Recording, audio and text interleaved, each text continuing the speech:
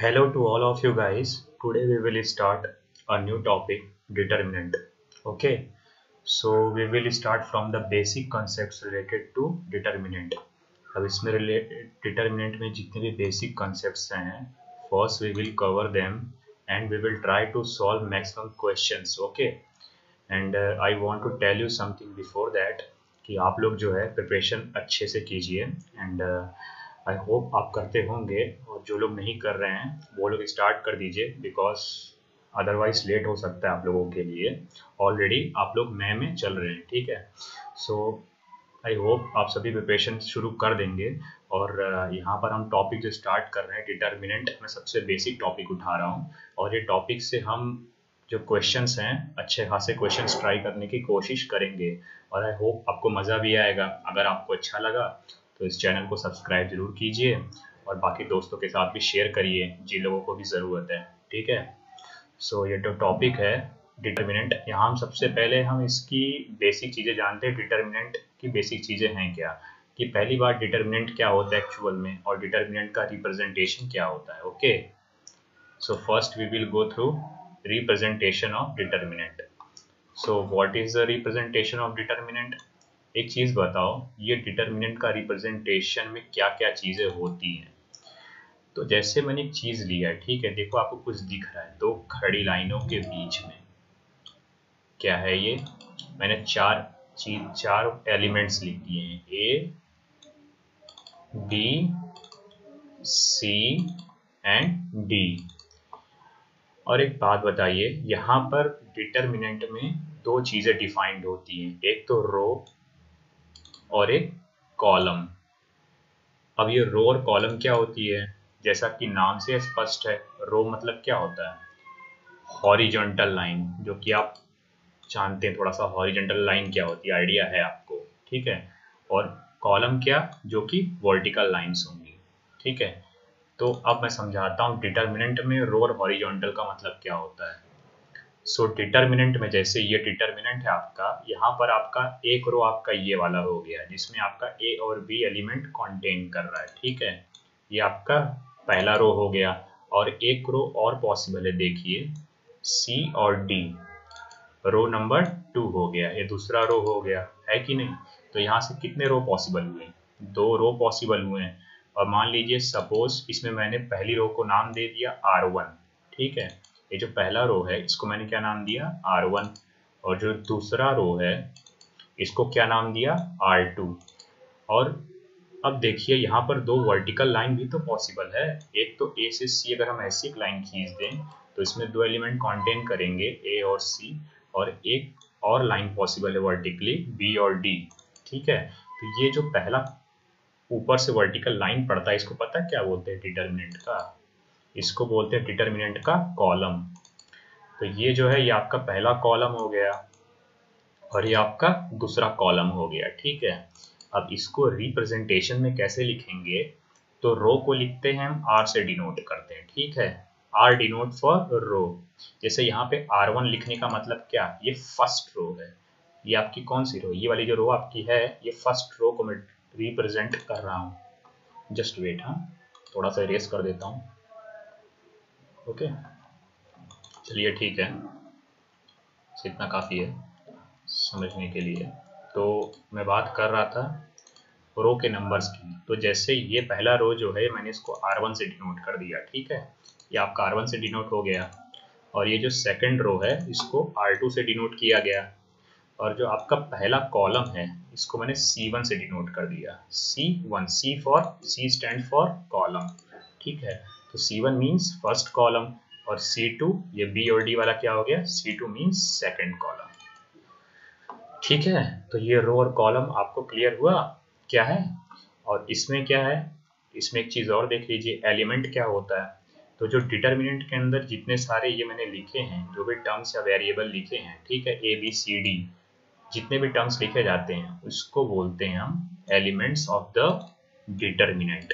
क्या बोलते हैं, element of the determinant. Okay, थोड़ा सा अब आगे बढ़ते हैं। अब कुछ की पॉइंट्स याद करने वाली चीज़ें हैं जो आपके दिमाग में हमेशा रहनी चाहिए, ठीक है। डिटर्मिनेंट को लेकर के ये चीज़ें दिमाग में, या ये ख्यालात हमेशा दिमाग में रहने चाहिए। वो क्या है कि किसी भी डिटर्मिनेंट का जो रो होता है और जो कॉलम होता है उसके जो नंबर्स होते हैं वो हमेशा इक्वल होते हैं। ठीक है, अब ये ऊपर आप फिगर में देख के कंफर्म कर सकते हो, सॉरी फिगर नहीं, ये ऊपर वाले डिटर्मिनेंट से ही आप देख के क्लियर कर सकते हो। इसमें कितने रो हैं? 2 रो हैं, R1 और R2, R1 और एक R2, और कॉलम कितने हैं? C1 और C2। तो 2 रो और 2 कॉलम, तो column is equal to number of column कितने थे? 2 हैं इसमें, और रोज नंबर ऑफ रोज कितने इसमें? 2 हैं, सॉरी, और नंबर ऑफ कॉलम कितने हैं? 2 हैं। तो रो और कॉलम क्या हुए? इक्वल हुए। तो सिर्फ ये किसी एक डिटर्मिनेंट के लिए ही नहीं, सभी टाइप के डिटर्मिनेंट के लिए, चाहे वो कितने भी ऑर्डर का हो या किसी भी टाइप का डिटर्मिनेंट हो, उसमें नंबर ऑफ रोज और नंबर ऑफ कॉलम बराबर होंगे। समझे? इसका मतलब अगर किसी डिटर्मिनेंट में अगर रो 3 है तो उसमें कॉलम कितने होंगे? 3 होंगे। अगर रो 4 है तो कॉलम कितने होंगे? 4 होंगे। अगर रो 5 है तो कॉलम कितने होंगे? 5 होंगे। ठीक है, तो ये चीज क्लियर हुई। अब सेकंड चीज बताता हूँ। तो पहली चीज क्लियर हुई ना, number of rows is equal to number of column for every determinant. This should be noted. Okay, notable point है ये। अगली चीज बताता हूँ कि एक चीज और है कि जो नंबर ऑफ रोज या कॉलम होंगे, चाहे नंबर ऑफ रो लो या कॉलम लो, दोनों में दोनों बात एक ही है कि नहीं? और रो लोगे वो भी उतना ही आएगा जितना कॉलम आएगा। तो रो, जो नंबर ऑफ रोज या नंबर ऑफ कॉलम होंगे उसी को हम बोलते हैं ऑर्डर ऑफ द डिटर्मिनेंट। क्या बोलते हैं? Order of the determinant. Okay, so number of rows oblique number of columns is equal to order of determinant. जैसे ये डिटर्मिनेंट, ये वाला एग्जांपल यहाँ पे हम अगर ये वाला लें तो यहाँ पे ABCD था, सॉरी थोड़ा मिटा के दिखाता हूँ, आपको क्लियर कर देता हूँ। हाँ, ये आपका जो डिटर्मिनेंट था, ठीक है, ओके, 1 मिनट। ये आपका जो डिटर्मिनेंट था, तो ये इसमें कितने रोज हैं? 2 रोज हैं, एक ये रो एक ये रो, और कॉलम कितने हैं? 2 कॉलम, एक ये कॉलम एक ये कॉलम। तो इसका ऑर्डर क्या होगा? चाहे रो लिख दीजिए चाहे कॉलम, तो नंबर ऑफ रोज या column is equal to order of determinant. तो कितने हो गए ऑर्डर ऑफ डिटर्मिनेंट? इसका 2 हो गया। क्यों? क्योंकि इसका जो रो या कॉलम है उसका नंबर कितना है? कितने नंबर ऑफ रोज या कॉलम है? 2 ही नंबर ऑफ रोज या कॉलम है, तो ऑर्डर कितना हो गया? 2 हो गया। तो सिंपली एक ही चीज देख लो, रो ही देख लो, रो या कॉलम दोनों बराबर रहता है। तो मान लो इस डिटर्मिनेंट में रो देख के सीधे सीधे बोल दो, इसमें 2 रो हैं भैया, एक R1 हुआ, एक तुम्हारे R2 ये वाला हुआ, तो इसका ऑर्डर कितना हो गया? 2 हो गया। तो ऑर्डर कितना हो गया? 2 हो गया। तो इस डिटर्मिनेंट का ऑर्डर कितना हो गया? 2 हो गया। ठीक, खत्म क्वेश्चन। अब आगे देखते हैं, थोड़ा सा बढ़ते हैं इसमें। 1 मिनट। ओके, अब थोड़ा इस कॉन्सेप्ट्स में आगे बढ़ते हैं और AIJ रिप्रेजेंटेशन देखते हैं कि कैसे डिटर्मिनेंट में रिप्रेजेंट किया जाता है। ठीक है, तो AIJ कोई बहुत बड़ा पहाड़ नहीं है, कुछ नया चीज आ गया है। AIJ का मतलब बता रहा हूँ कि AIJ होता क्या है। अगर किसी डिटर्मिनेंट का हमको दे दिया गया, मान लीजिए AIJ दिया हुआ है, बोले ये AIJ एलिमेंट है, ओके, तो AIJ का मतलब ये होता है कि इसमें जो तुम्हारा I होता है, ये दिस डिनोट्स फॉर रो, ये रो को डिनोट करता है, और जो J होता है अगला वाला क्या? वो कॉलम को डिनोट करता है। ठीक है, तो ये जो I कौन से नंबर वाली रो को डिनोट कर रहा है? ith नंबर रो को डिनोट कर रहा है। कौन सा? ith नंबर रो को डिनोट कर रहा है। और कॉलम कौन सा नंबर वाला है? jth कॉलम है। तो समझ गया इसका मतलब क्या है? इसका मतलब ऐसा एलिमेंट जो कि ith रो में हो और jth कॉलम पे पड़े। ठीक है, अब इसको एक एग्जांपल से समझाता हूँ। जैसे मान लो यही एक एग्जांपल है, ठीक है। अब इसमें मैंने क्या बोला कि अगर A11 कैसे, ये A11 है, जैसे कैसे हुआ ये A11 में 1 क्या है? पहला वाला, ये तुम्हारा रो को डिनोट कर रहा है। कौन सा रो? फर्स्ट रो है ना। तो फर्स्ट रो कौन सी हुई? ये वाली रो खींच दो, पहली रो। और A11 में ये जो अगला वाला 1 है, ये क्या रिप्रेजेंट कर रहा है? ये रिप्रेजेंट कर रहा है कॉलम को। कौन सा कॉलम? First column. तो फर्स्ट कॉलम के सामने से एक लाइन खींच दो, और जिस पॉइंट पर कट करेगी वही वाला एलिमेंट हो जाएगा आपका AIJ एलिमेंट। तो कौन सा एलिमेंट हो गया? यही वाला एलिमेंट हो गया। ठीक है, उसी तरह से ये है, जैसे A12 कैसे होगा? A12 में पहला वाला क्या है, रो अकॉर्डिंग टू डेफिनेशन। फर्स्ट क्या है, जो पहला वाला रिप्रेजेंट कर रहा है वो है रो, तो पहली लाइन खींच दो। और 2 कॉलम है, सेकंड कॉलम को डिनोट कर रहा है, तो ये लो सेकंड वाला कॉलम कौन सा हुआ, पहला कॉलम अगर ये है तो सेकंड कॉलम ये हुआ, तो first row second column, intersection point ये हुआ, तो ये क्या रिप्रेजेंट करेगा, A12। सिमिलरली इसी तरह से 1 मिनट, सिमिलरली इसी तरह से ये तुम्हारा सेकंड रो हुआ, ये A21 जो कि सेकंड रो और फर्स्ट कॉलम को रिप्रेजेंट करेगा, और A22 ये तुम्हारा सेकंड रो और सेकंड कॉलम को रिप्रेजेंट करेगा। ठीक है, जैसे अब तुमको एक एग्जांपल देता हूँ अभी और क्लियर हो जाएगा। चलिए ठीक है, पहले इसको मैं इरेज कर देता हूँ।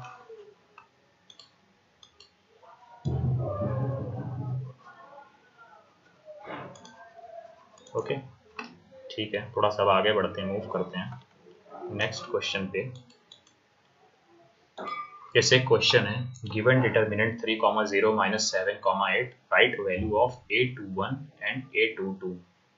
तो इसमें A21 निकालना है, A22 निकालना है। तो बताओ A21 निकालना कितना आसान है।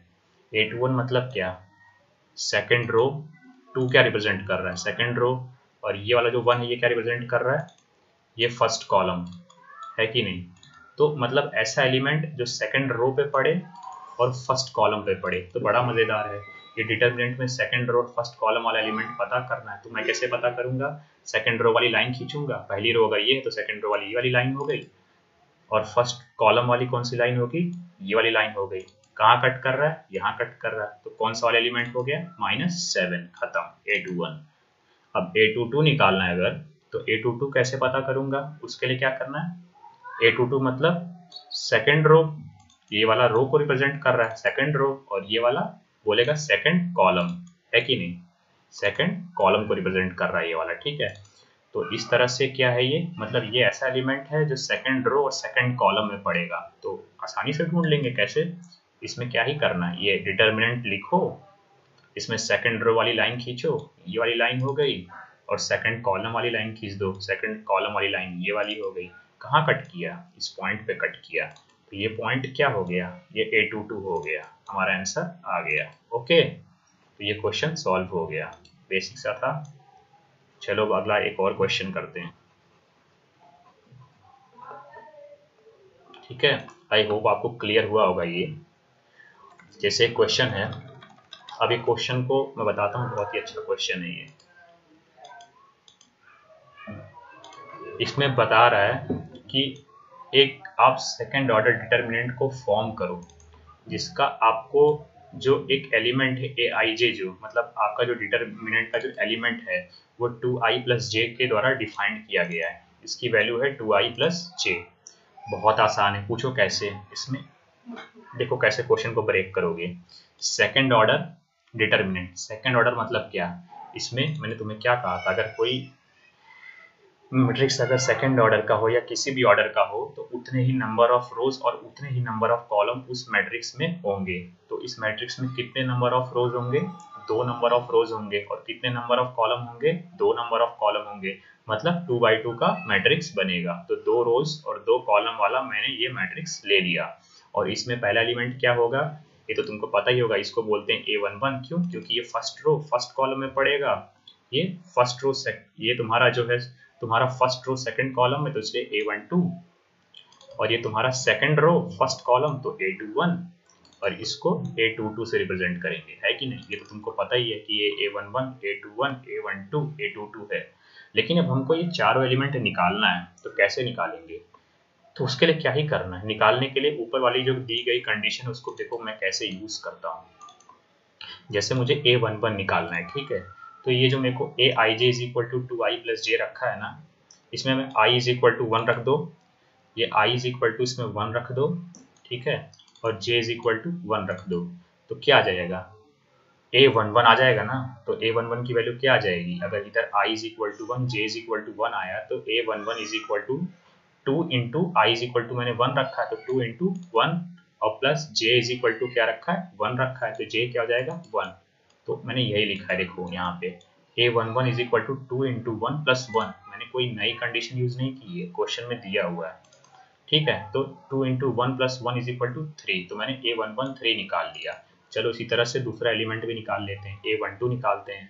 ठीक है, चलो पहले A12 निकालते हैं। ठीक है, तो A12 की वैल्यू क्या होगी, A12 की वैल्यू हो जाएगी A, इसमें I इज इक्वल टू 1 रख दो, J इज इक्वल टू 2 रख दो। देखो यही कंडीशन है, इसी पे क्वेश्चन सॉल्व करते रहो। ये रहा तुम्हारा, देखो। ओके, एक मिनट,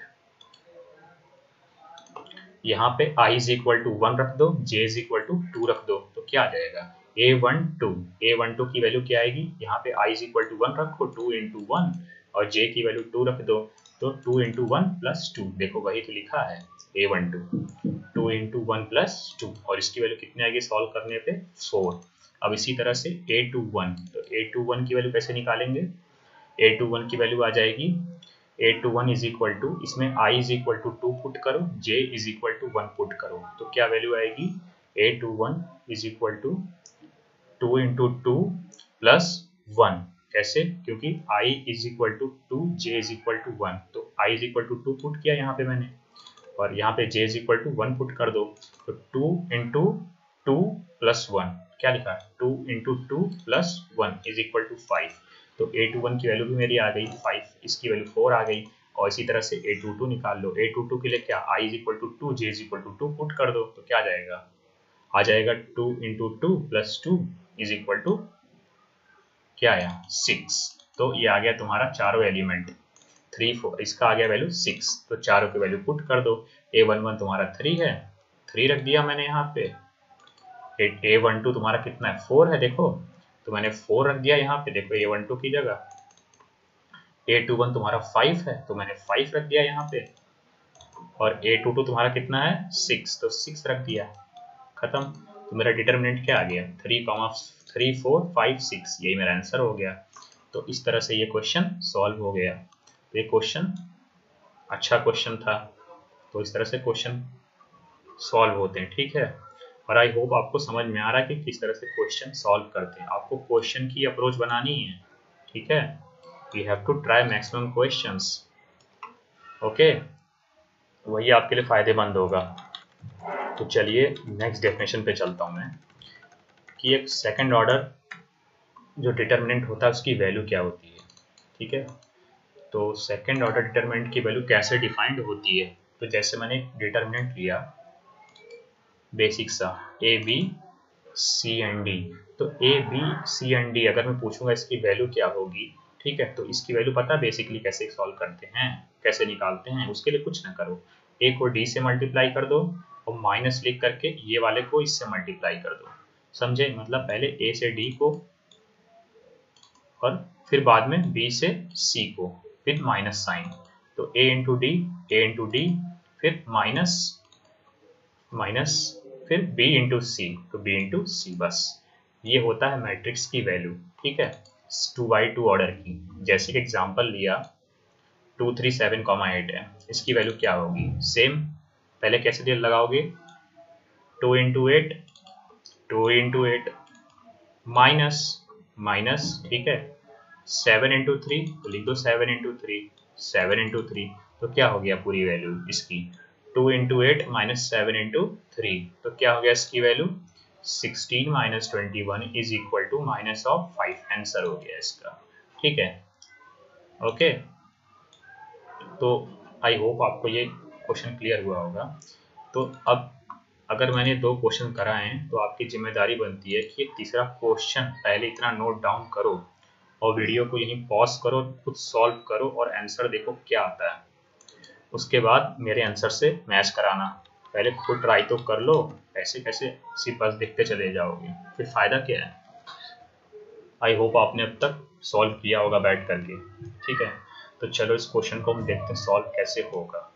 बहुत ही बेसिक सा क्वेश्चन है, ओके, इसमें कुछ नहीं करना है, ये भी कोई नया ब्रह्मास्त्र नहीं है इसमें क्या करना है, 2/2 का है, इसका एक एलिमेंट x-1 है, एक 1 है, एक x³ है, एक x² प्लस x है।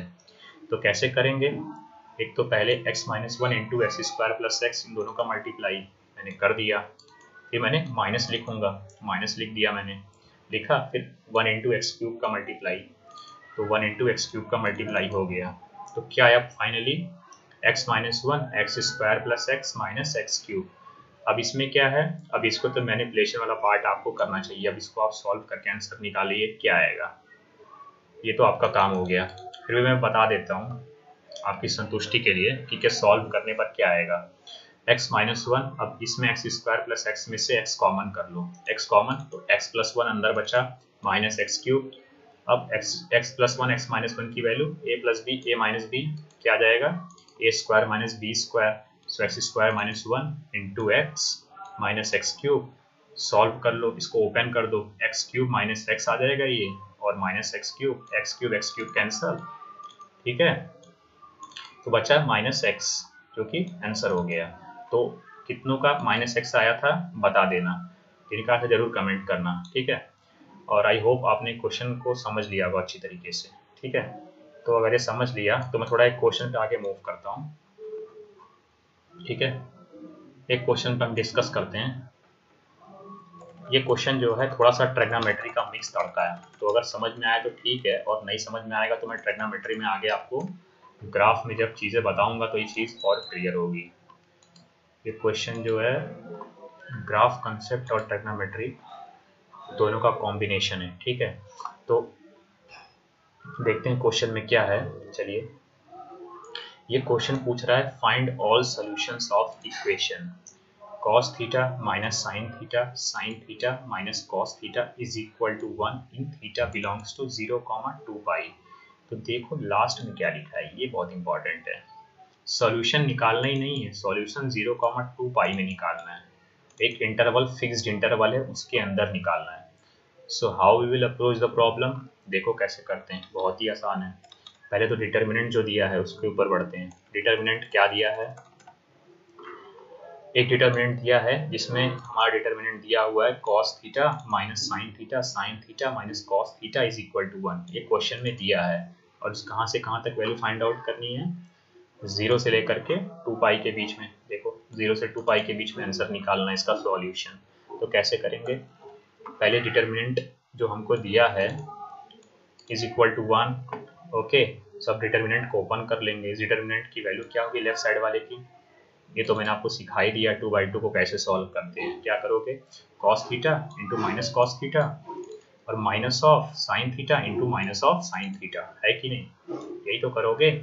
और इज इक्वल टू 1 दिया हुआ है तो 1 कर दिया। तो क्या हो गया, सॉल्व करने पर आएगा sine square theta minus cos square theta is equal to 1। और या इसको लिख सकते हो cos square theta minus sine square theta is equal to minus of 1, अगर दोनों साइड -1 से मल्टीप्लाई करोगे। फिर आपको फॉर्मूला पता होगा, आई थिंक आपने वो थोड़ा सा पहले बेसिक ट्रिग्नोमेट्री पढ़ा है। अगर नहीं पढ़ा है तो मैं जब ट्रिग्नोमेट्री पढ़ाऊंगा तो चीज़ बहुत अच्छे से क्लियर कर दूंगा, तो वहाँ पे आपको प्रॉब्लम नहीं आएगी। अगर आपको पता है तो अच्छी बात है, और नहीं पता है तो भी कोई बुरी बात नहीं है, ठीक है। आई होप 11th वालों को तो पता ही होगा कि ये बेसिक फॉर्मूला जो होता है cos square theta minus sine square theta is equal to cos 2 theta होता है। तो अगर नहीं पता है तो कोई बात नहीं, जब आपको ट्रिग्नोमेट्री आगे में पढ़ाऊंगा तो चीज़ क्लियर हो जाएगी। अभी तक के लिए इतना दिमाग में नोट डाउन कर सकते हो, और जिनको पता है उनके लिए बहुत अच्छी बात है, ठीक है। तो यहाँ पे cos square theta minus sine square theta की वैल्यू -1 है, तो cos 2 theta is equal to -1 लिख दिया। अब मैं इसको जनरल सोल्यूशन से सॉल्व करूंगा, तो यहाँ पे क्या आएगा, cos 2 theta is equal to, इसको -1 की वैल्यू क्या होती है, cos पाई के बराबर होती है कि नहीं। तो cos 2 theta is equal to cos pi, तो 2 थीटा इज इक्वल टू क्या हो जाएगा, जनरल सोल्यूशन आपको पता ही होता है cos theta is equal to cos alpha, तो theta is equal to 2n pi plus minus alpha, है कि नहीं। तो 2 theta is equal to 2n pi plus minus pi हो गया। तो यहाँ से दोनों साइड 2 से डिवाइड कर दो, तो theta is equal to n pi, theta क्या हो गया n pi plus minus pi by 2, ये आ गया सॉल्यूशन। अब मुझे 0, पाई के बीच में निकालना है। सॉरी, कहाँ से कहाँ तक मैं एक बार देख लेता हूँ, 0 से पाई है, आई थिंक 0 से 2 पाई, सॉरी 0 से 2 पाई के बीच में मुझे निकालना है, ठीक है। 0 से लेकर के 2 पाई के बीच में निकालना है, ठीक है। तो अगर आपको निकालना है 0 से 2 पाई के बीच में, तो थीटा के लिए मैं n की अलग अलग वैल्यूज पुट करूंगा और देखूंगा कौन कौन से आंसर है जो 0 से 2 पाई के बीच में पड़ेंगे। और जो वैल्यू 0 से 2 पाई के बाहर जाएगी उसको मैं एक्सेप्ट नहीं करूंगा, क्योंकि मुझे आंसर 0 से 2 पाई के बीच वाला ही चाहिए, सारे आंसर नहीं चाहिए, ठीक है। यही इस क्वेश्चन की ब्यूटी है। तो 0 से 2 पाई मान लो मैंने एक इंटरवल बना लिया रियल लाइन पर, ठीक है। अब जो वैल्यू मेरी इसके अंदर पड़ेंगी 0 से 2 पाई मतलब इसके अंदर, ये इसके अंदर यहाँ से ये इस पोर्शन में, वो सिलेक्ट होंगी, बाकी सब डिससिलेक्ट हो जाएंगी, हटा दी जाएंगी, ठीक है, रिमूव हो जाएंगी, वो आंसर में नहीं होंगी। तो चलो ठीक है, कैसे फाइंड आउट करेंगे। अब n की वैल्यू क्या होती है इसमें, n की वैल्यू डिफरेंट पुट करके चेक करेंगे कौन कौन सी वैल्यू 0 से लेकर के 2 पाई के बीच में पड़ रही है। तो n की वैल्यू हम इंटीजर होती है, ठीक है, तो हम 0 से लेकर के कुछ भी रख देंगे, -b से लेकर के 0 से लेकर के जो आपको रखना है रख सकते हो। तो चलो n की वैल्यू हम 0 रखते हैं पहले। तो अगर n बराबर 0 रखोगे तो इसके दो वैल्यू आएंगे, प्लस माइनस पाई/2 ना। तो थीटा इज इक्वल टू एक प्लस पाई/2 आया, एक माइनस पाई/2 आया। तो प्लस पाई/2 वो तो अंदर रहेगा 0 से 2 पाई के बीच में, लेकिन जो आपका माइनस पाई/2 है वो बाहर चला जाएगा, यहाँ कहीं आएगा, तो उसका कोई मतलब नहीं है, तो ये डिससिलेक्ट हो जाएगा। ओके, अब n इज इक्वल टू मैंने 1 रख के देखता हूँ क्या आएगा। तो अगर n बराबर 1 रखूंगा तो क्या आएगा, pi plus minus pi, pi plus minus pi है कि नहीं। तो उसमें मैंने अगर पॉजिटिव साइन लिया तो पाई प्लस पाई/2, और अगर नेगेटिव साइन लिया तो पाई माइनस पाई/2। तो अगर पॉजिटिव साइन लिया तो पाई प्लस पाई/2 की वैल्यू क्या है, 3 पाई/2, और अगर नेगेटिव साइन लिया तो पाई माइनस पाई/2 की वैल्यू पाई/2। ये पाई/2 मैंने ऑलरेडी सिलेक्ट कर लिया है, ऑलरेडी पहले सिलेक्ट कर लिया है, तो वही चीज़ बाद में रिपीट की तो कोई मतलब तो है नहीं, ये आंसर सिलेक्ट हो चुका है। तो मेरे को 3 पाई/2 देखना है। 3 पाई/2 क्या 0 से 2 पाई के बीच में आएगा, बिल्कुल आएगा, चेक कर लो, 0 से 2 पाई के बीच में 3 पाई/2 आएगा। तो 3 पाई/2 अगर आएगा तो 3 पाई/2 वाला भी मेरा आंसर सिलेक्ट हो जाएगा। तो लो, मेरा 3 पाई/2 भी सिलेक्ट हो गया, ठीक है। तो 3 पाई/2 मेरा सिलेक्ट हो गया, और पाई/2 मेरा ऑलरेडी सिलेक्ट हो चुका है। तो मेरे दो आंसर सिलेक्ट हो चुके हैं। अब चलो मैं और आगे बढ़ता हूँ, n is equal to 2 check करता हूँ। अगर n इज इक्वल टू 2 रखूंगा तो क्या आएगा यहाँ पर, 2 पाई प्लस माइनस पाई/2। तो उसके अकॉर्डिंग अगर मैं पॉजिटिव साइन लूंगा तो 2 पाई प्लस पाई/2 एक आंसर, और एक आंसर 2 पाई अगर निगेटिव लिया तो 2 पाई माइनस पाई/2। तो यहाँ से अगर मैंने पॉजिटिव साइन लिया तो इसकी वैल्यू 5 पाई/2 आएगी, और अगर निगेटिव रखा तो 3 पाई/2 आएगी। तो एक बात बताओ, क्या 5 पाई/2 0 से 2 पाई के बीच में है, नहीं है, 5 पाई/2 बाहर जाएगा, चेक करके देख लेना इसको। 5 पाई/2 0 से 2 पाई नहीं बल्कि बाहर जाएगा, ठीक है। तो बाहर हो गया तो डिससिलेक्ट हो गया 5 पाई/2 आपका, और 3 पाई/2 ये ऑलरेडी मैं सिलेक्ट कर चुका हूँ, तो 3 पाई/2 आपका अंदर आ जाएगा। तो इस तरह से कितनी वैल्यू सिलेक्ट हो रही है बार बार, 0 से लेकर के 2 पाई के बीच में सिर्फ पाई/2 और 3 पाई/2। तो पाई/2 और ये 3 पाई/2, ये दो वैल्यू सिलेक्ट हो जाएंगी इसके बीच में सिर्फ। तो कितनी वैल्यू सिर्फ बच रही है हमारी, दो ही वैल्यू जो सिलेक्ट हो रही है, पाई/2 और कामा 3 पाई/2। अब अगर n इज इक्वल टू आप 3 लेके चेक करिएगा, सारे के सारे बाहर आएंगे, इसलिए मैंने लेके दिखाया नहीं है। n इज इक्वल टू 3 रखिए, 3 पाई माइनस पाई/2 और एक 3 पाई प्लस पाई/2 रखिए। तो दोनों की दोनों जो वैल्यू आएंगे, एक 5 पाई/2 आ जाएगा और एक आपका आ जाएगा 7 पाई/2, वो भी बाहर आएगा। तो इस तरह से अगर आप n इज इक्वल टू -1 रखोगे, वो सब बाहर जाएंगे, 0 से पाई, 0 से लेकर 2 पाई की जितनी वैल्यू है उसके बाहर जाएंगे, ठीक है। तो जो वैल्यू हमारी थी वो सिलेक्ट हो चुकी है 0 से लेकर 2 पाई के बीच में, और वो वैल्यू है पाई/2 और 3 पाई/2। तो इस तरह से हमारे कितने आंसर हो गए, दो आंसर हो गए 0 से लेकर 2 पाई के बीच में। कौन कौन से आंसर, पाई/2 और 3 पाई/2। ओके, तो ये थोड़ा सा एन आर्टिकल था, और आई होप आपको क्लियर हुआ होगा, और नहीं क्लियर होगा तो कोई टेंशन नहीं है, जब जनरल सॉल्यूशन पढ़ाऊंगा तो आपको क्लियर हो जाएगा। आई होप अगर नहीं क्लियर हुआ होगा तो भी इतना पार्ट तक तो आपको क्लियर हो ही गया होगा। मैं चाहता हूँ यहाँ तक तो आपको जरूर क्लियर हो कि जो ये डिटर्मिनेंट है इसकी वैल्यू यहाँ तक खुली कैसे। डिटर्मिनेंट सॉल्व करना आ गया तो कोई बात नहीं, ट्रिग्नोमेट्री वाला पार्ट में आगे करवाऊंगा। अभी मैंने इसलिए उठाया क्योंकि मुझे पता है क्वेश्चंस आपको ज़्यादा थोड़ा सा टच पता होना चाहिए कि क्वेश्चंस होते किस तरह के हैं, ठीक है। तो बेसिकली एक अच्छा यूज़ है इसमें थोड़ा सा ट्रिग्नोमेट्री का। इसके अलावा मैं आपको एक और शॉर्ट ट्रिक बताता हूँ इस क्वेश्चन को करने की, ठीक है, कि इसको डायरेक्ट भी कर सकते थे। जैसे यहाँ पर जब आया तो मैंने एक तो आपका जनरल सोल्यूशन लिया, ये देखिए, एक मिनट, हमने यहीं से क्वेश्चन सॉल्व करना शुरू किया है और फिर जनरल सॉल्यूशन लिया है। तो चाहे तो यहाँ से डायरेक्ट देख के बता सकते हैं कि कितने सोल्यूशन है जो 0 से लेकर 2 पाई के बीच में आएंगे। 0 से 2 पाई के बीच में फाइंड आउट करना है, देखो 0 से 2 पाई के बीच में फाइंड आउट करना है cos 2 theta is equal to -1। तो कितने सॉल्यूशन आएंगे इसको देखो, डायरेक्ट तरीका भी है, और वो तरीका अगर आपको अभी वो भी नहीं समझ में आ रहा है वो तरीका भी, तो उसको मैं आपको ग्राफ एनालिसिस में बताऊंगा अच्छी तरीके से। जब ट्रिग्नोमेट्री में जब हम आगे बढ़ेंगे और जब ग्राफ पढ़ेंगे तो everything will be very clear, okay, crystal clear हो जाएंगी हर चीज़ें। तो अभी देखो कैसे होगा, बस इतना देखो। cos 2 theta is equal to -1 है और 0 से लेकर 2 पाई के बीच में निकालना है। इस क्वेश्चन को हमको सॉल्व करना है, ठीक है, डायरेक्ट करना है। तो इसके लिए कुछ नहीं करना है, आपको cos 2 थीटा का ग्राफ बनाओ, -1 का ग्राफ बनाओ और दोनों को बना करके देखो जहां पर जितने पॉइंट्स पर कट या टच कर रहे हैं वो सॉल्यूशन होगा। अब देखो वो कैसे होगा मैं बताता हूँ। पहले तुम सोच रहे हो cos 2 थीटा का ग्राफ कैसे बनाऊं, मुझे तो सिर्फ cos थीटा का आता है। कोई बात नहीं, cos थीटा से मैं बताता हूँ cos 2 थीटा कैसे बनाते हैं। ओके, तो cos थीटा का चलो मैं बना के दिखाता हूँ कैसे होता है। तो ये रहा तुम्हारा cos थीटा का ग्राफ, ये रहा तुम्हारा cos थीटा का ग्राफ। किस तरह का ग्राफ है ये तो तुमको पता ही है, 0 से लेकर के मैंने 4 पाई के बीच में बना दिया है। तो इस तरह से ग्राफ होता है और वो 4 पाई के बीच में ये 0 वाला पॉइंट हो गया π/2, पाई, 3π/2, 2 पाई, 5π/2, 3 पाई, 7π/2, 4 पाई और 1 से लेकर -1 के बीच में। ओके, अब यहाँ पे ट्रिक है, देखिए कि थीटा से अगर मुझे cos थीटा से अगर cos 2 थीटा में जाना है, ग्राफ बनाना है, तो जितने भी x जो ये 2 आया है एक्स्ट्रा टर्म ना, इसी से सारे x कोऑर्डिनेट को डिवाइड कर देंगे।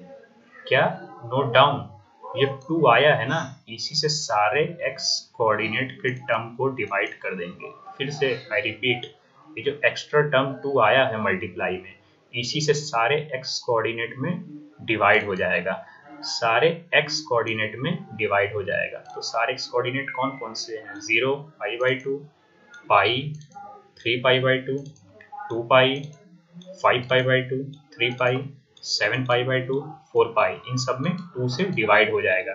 सब में क्या जाएगा, 2 से डिवाइड हो जाएगा। इसमें 2 से डिवाइड, इसमें भी 2 से डिवाइड, इसमें भी 2 से डिवाइड और इसमें भी 2 से डिवाइड, इसमें भी 2 से डिवाइड, इसमें भी 2 से डिवाइड, इसमें भी 2 से डिवाइड, इसमें भी 2 से डिवाइड और इसमें भी 2 से डिवाइड। ठीक है, तो अगर सबको तुम 2 से डिवाइड कर दोगे तो देखो ग्राफ क्या बन जाएगा। 0 से 2 डिवाइड हुआ, 0 आया, π/2 से 2 डिवाइड हुआ, π/4 और पाई से अगर तुम्हारा पाई से अगर तुम्हारा 2 डिवाइड हुआ तो π/2, ठीक है, और 3π/2 से अगर 2 डिवाइड हुआ तो 3π/4। ये तुम्हारा 2 पाई की जगह 2 से डिवाइड हुआ तो पाई आ गया। इस तरह से ये 5π/2, 5π/4, 3 पाई जो है ये 3π/2, 7π/2 जो है तुम्हारा 7π/4 और जो 4 पाई है वो 2 पाई आ गया। ठीक है, तो बस ग्राफ में कुछ हुआ नहीं है, ग्राफ सेम रहा, बस x कोऑर्डिनेट बाई 2 से डिवाइड हो गए, 2 से डिवाइड हो गए।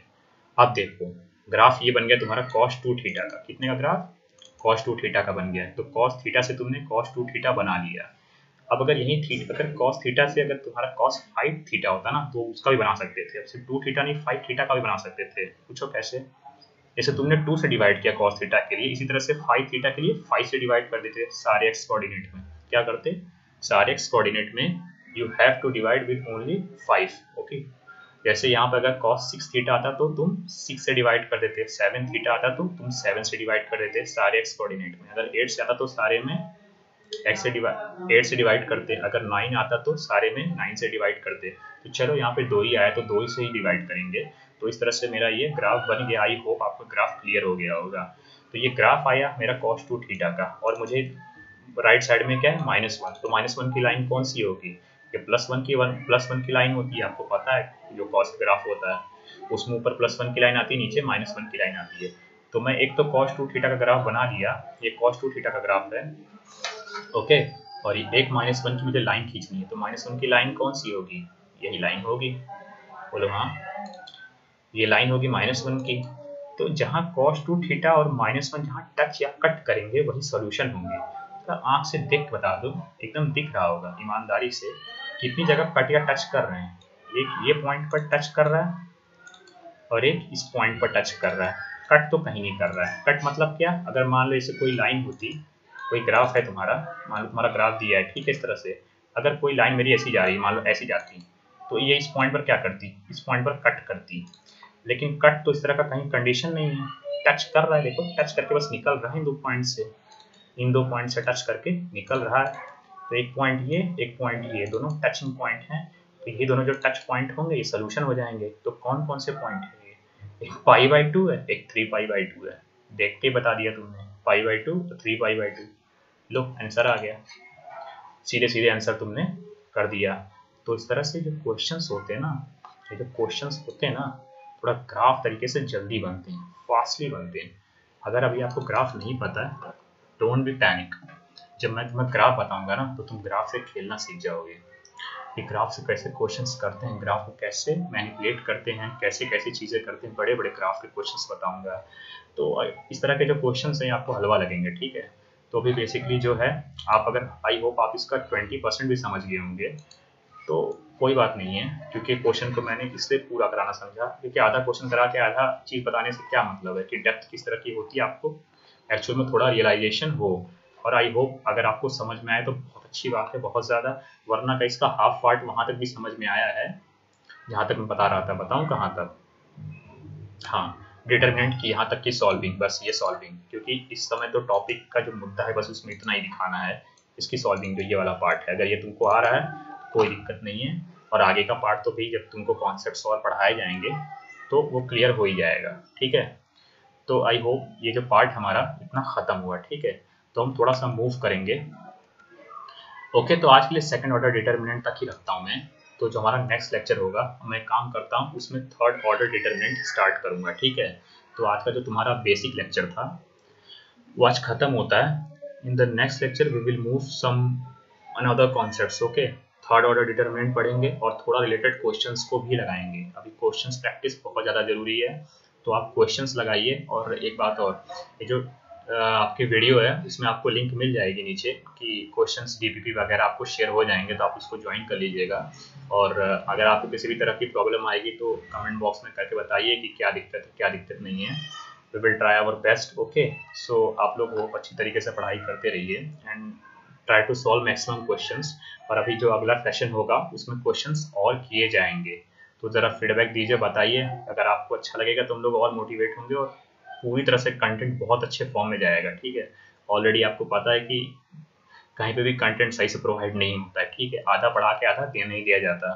तो हमारा बस मोटिव यही है यहाँ पे पढ़ाने का कि आपको सारा कंटेंट, ठीक है, फ्री ऑफ कॉस्ट सीधे सीधे मिल जाए और अच्छी तरह से मिले, अच्छे नोट्स मिले और अच्छी तरह से आपको अप्रोच मिले कि जो सॉल्विंग होती है आपको पूरी तरह से बताया जाए, ऐसे क्वेश्चंस कैसे कैसे सॉल्व होते हैं एक्चुअल, ओके। सो अगर आपको अच्छा लगे तो सब्सक्राइब कर दीजिएगा, दोस्तों में भी शेयर कर देना और प्रैक्टिस अच्छे तरीके से क्वेश्चन ही करिए। लास्टली मैं इतना ही बोलूँगा, ठीक है।